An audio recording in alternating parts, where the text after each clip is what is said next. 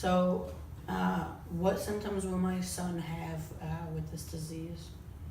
Well, early in your child's life, he may have some skin erosion because with hypodermic ectodermal dysplasia, the ectoderm and mesoderm layers of the skin aren't formed properly. So this causes the skin to possibly erode. And then also with these layers not being formed properly, the sweat glands aren't formed properly or just aren't there. So this may cause hyperthermia and heat intolerance because the body can't naturally cool itself by sweating. But then later, as your child starts developing more, your son may have misformed teeth or lack of hair. When would these symptoms occur? The skin erosion can become apparent as early as birth, and then as your child gets older into the elementary school years, the teeth start coming in and they may be misformed, and then lack of hair is also just very early as soon as hair starts growing or lack of hair on your child. How do you think these symptoms could affect my son's quality of life? The quality of life won't greatly decrease with the lesser symptoms, other than, looking different from the other kids at school, but they'll still act the same, and they'll be able to learn like the other kids, but they'll look different, which may cause them to be an outcast. So what chromosome is affected in my child's body by this disease? So since your child has hypodermic ectodermal dysplasia, this is a recessive allele in the X chromosome. And how does this affect my child's gene? So in the X chromosome, there's a gene called EDA, and this affects the protein production ectodysplasia A and its receptor.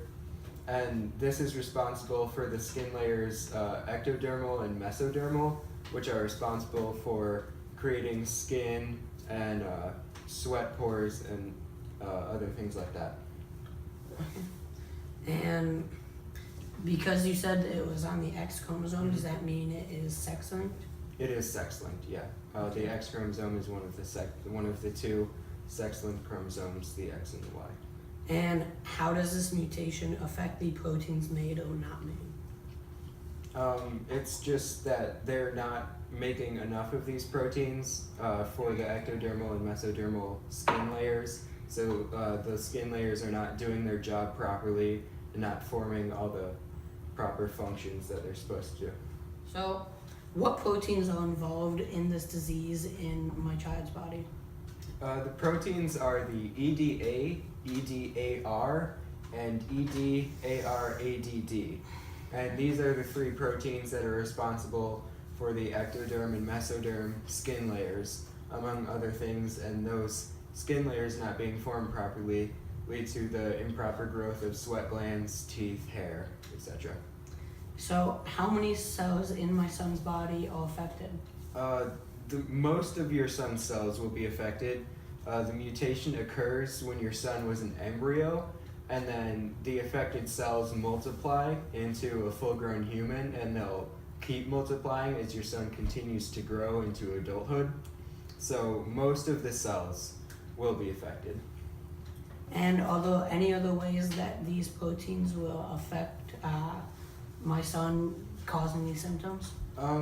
No, not many other ways other than the proteins not properly forming the ectoderm or mesoderm as an embryo, which means then as the embryo grows into a fetus and then into a baby, the sweat glands, teeth, hair aren't formed. How did the patient inherit this disease?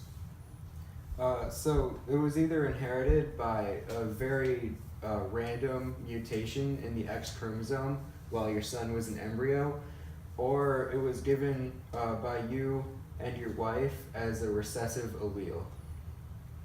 Okay. And if the parents and the siblings do not have this disease, but my son does, how does this happen? If it was a mutation, the mutation is very unlikely, meaning you and your wife obviously didn't have the mutation, which led to you not having hypodermic ectodermal dysplasia, and then also your other children didn't have the random mutation, which led to them also not having the disease. But if it was a recessive allele, it would require a recessive allele from both parents, which is unlikely because there's more odds of being homozygous dominant or heterozygous, and either one of those, the symptoms of the disease wouldn't show. And then what are the chances if I had another kid that I would give them the disease? If it was a mutation, it'd be extremely unlikely because that exact mutation in the same spot as an embryo would, the chances are just very slim of it happening. If it was a recessive allele, the odds might be about 25%, but that's still not very likely. Are there any ways that you can cure the disease that my son has, and how likely is it? Well, a cure is already present in the technologies of CRISPR-Cas9, which is just a gene editing technology. So you could just use that to get rid of the affected gene, and then your son would be fine. Okay. And how can you get rid of the, how can you make it so future generations don't have it and you don't pass it on? If for you to not pass it on, you could yourself get CRISPR-Cas9 treatment, so then your recessive allele can't be passed on to any future children, or your children can get it.